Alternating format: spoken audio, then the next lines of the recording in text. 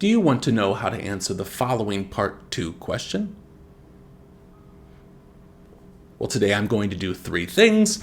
I'm going to teach you some vocabulary that I use when answering this question. I'm going to give you my model answer, both very slow for your pronunciation listening and much quicker to help you practice intonation and linking sounds. If you don't remember, my name is Kevin. I'm a former IELTS examiner and current IELTS teacher, and I'm here to help you. Let's get started.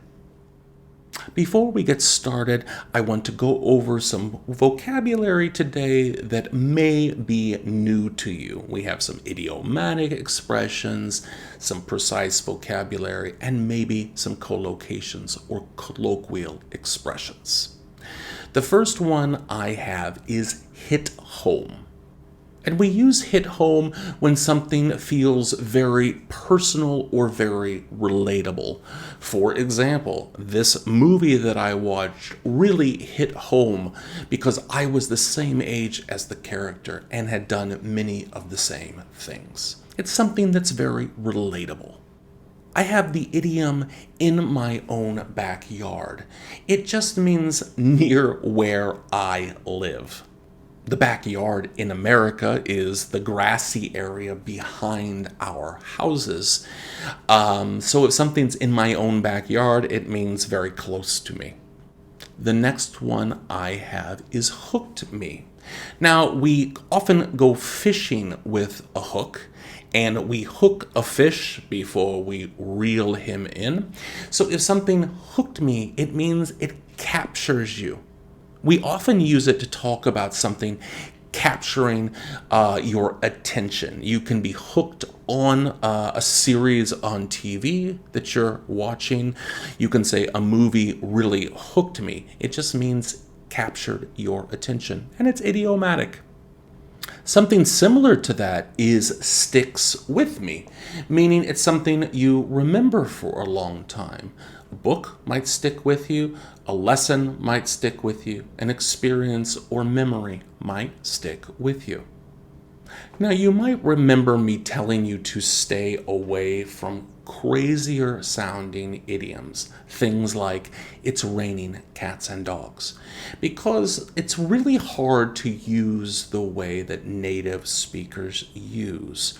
But I do have a crazy sounding idiom, at least I think it's crazy sounding, that I used in my answer today that's really common, and that's don't judge a book by its cover. It just means don't judge things based on appearances. And we can use it when we're talking about people. We can obviously use it when we're talking about things like movies, books, really anything that you see. And you can make a judgment based on how it looks. Because sometimes when you get inside, or when you experience it, or when you meet and talk to someone, it's a completely different experience. I have some vocabulary that may be a little unusual. I think it's quite precise, but it might be something that you're not familiar with.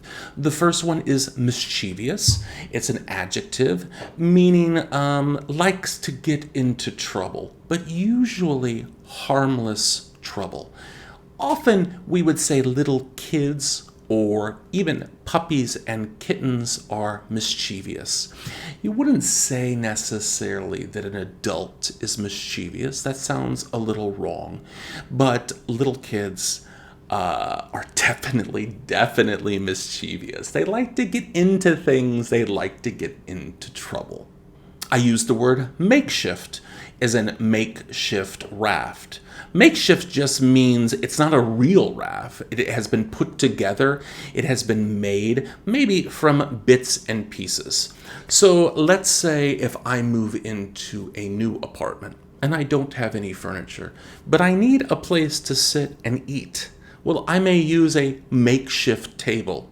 Perhaps I have a board, and perhaps I have 2 boxes that I can put together to make a makeshift table. It's not a real table, but it's something that I've created and I'm using as a table. I use the word conman. Now, a con is a trick to get people to give you their money, to take advantage of someone.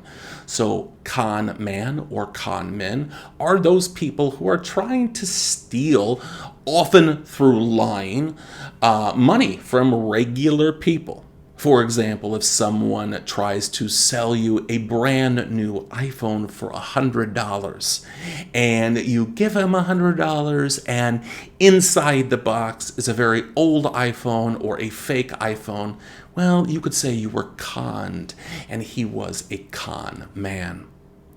And the final idiomatic phrase I have is rough around the edges. And that just means people that are maybe not so polite, maybe don't have very good manners. They're a little rough around the edges. I want to be clear that this is usually used when you're talking about a good person. Well, you would say they're just a little rough around the edges. While it's not negative, it's also not positive. Again, it's a good person, but maybe someone who just isn't very polite or doesn't have very nice manners. So those are the idiomatic and new vocabulary that I wanted to introduce to you. Remember, as you go through these answers, if there's anything that you're unclear of that I use, or you have any questions about any of the words or how I'm using them, leave a question in the comments below, and I will be happy to give you an answer. So, again, let's look at the question this week. The question is, describe a story or novel you have read that you found interesting. You should say when you read it, what the story or novel was about, who wrote it, and explain why it was interesting. Remember, as I always say, you do not have to pay attention to those bullet points. Answer the question your own way. I'm going to read the question 2 times, the first time quite slowly. So let's do that now. A novel I found super interesting and is really an American classic is called The Adventures of Huckleberry Finn. It's by Mark Twain. I first read it when I was around 13, which is about the same age as Huck in the story, so it really hit home for me. I think we were assigned it for a school assignment. It's set along the Mississippi River, pretty close to where I grew up in the Midwest. So, a lot of what is talked about in the books, like the towns and rivers and other things that Huck saw, I had seen in my own life. The book really takes place in my own backyard. The story follows Huck Finn. He's kind of a mischievous boy who does his own thing. His dad is abusive, so Huck decides to run away. He ends up teaming up with Jim, an escaped slave, and they travel down the Mississippi on a makeshift raft. The story talks about all the adventures they have and the scrapes they get into. At the time, the Mississippi was a pretty rough place, so they meet a lot of con men and criminals. I remember that what really hooked me on the book was how Huck, who had barely any formal education, often showed more compassion and common sense than the so-called respectable folks who were supposed to be better than the rest of us. I remember there was a really powerful moment where Huck decides he'd rather go to hell than turn Jim in to slave hunters. I never forgot it. He was 13 and was strong enough to choose the right way over what society expected of him. It just blew me away. Honestly, reading the book was a real eye-opener. It was probably the first time I got a glimpse into the racial history of America. But it also told a great story about unlikely friendships.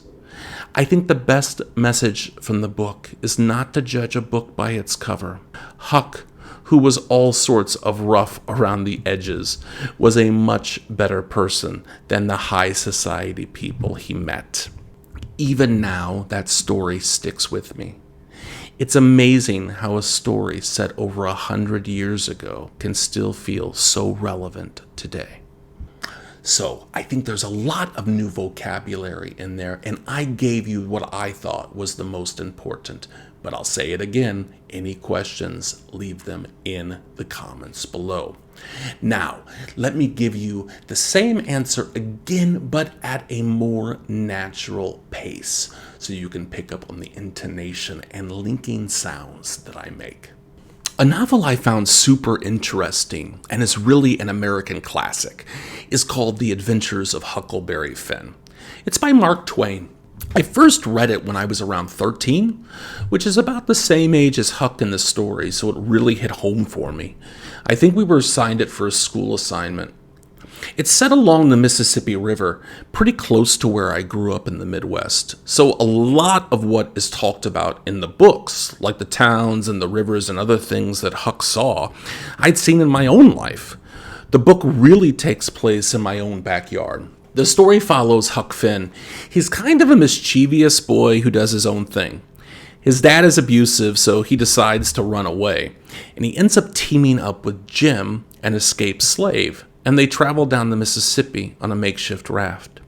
The story talks about all the adventures they have and the scrapes they get into. At the time, the Mississippi was a pretty rough place, so they meet a lot of conmen and criminals. I remember what really hooked me on the book was how Huck, who had barely any formal education, often showed more compassion and common sense than the so-called respectable folks who were supposed to be better than the rest of us. I remember there was this really powerful moment where Huck decides he'd rather go to hell than turn Jim into slave hunters. I never forgot it. He was 13 and was strong enough to choose the right way over what society expected of him. It just blew me away. Honestly, reading that book was a real eye-opener. It was probably the first time I got a glimpse into the racial history of America. But it also told a great story about unlikely friendships. I think the best message from the book is not to judge a book by its cover. Huck, who was all sorts of rough around the edges, was a much better person than the high society people he met. Even now, the story sticks with me. It's amazing how a story set over 100 years ago can still feel so relevant today. That is my answer at a more native speed, and you can definitely hear the difference in my voice as I give you the answer, in how my voice goes up and down, slows down to add emphasis, to add stress. Please go back to my answer and record yourself giving it the same thing, and try to match my intonation and stress. If you can do that, you are showing very high level pronunciation skills. When you're satisfied with how you sound, try and give your own answer and try and use some of the words and idioms that I gave you. More importantly, try and give your answer with that so important intonation and stress. That is our model answer for this week. If you found value in the video, please give me a thumbs up and a subscription. Leave a comment letting me know how I'm doing and what questions you want me to tell you about next. And until next time, happy studies.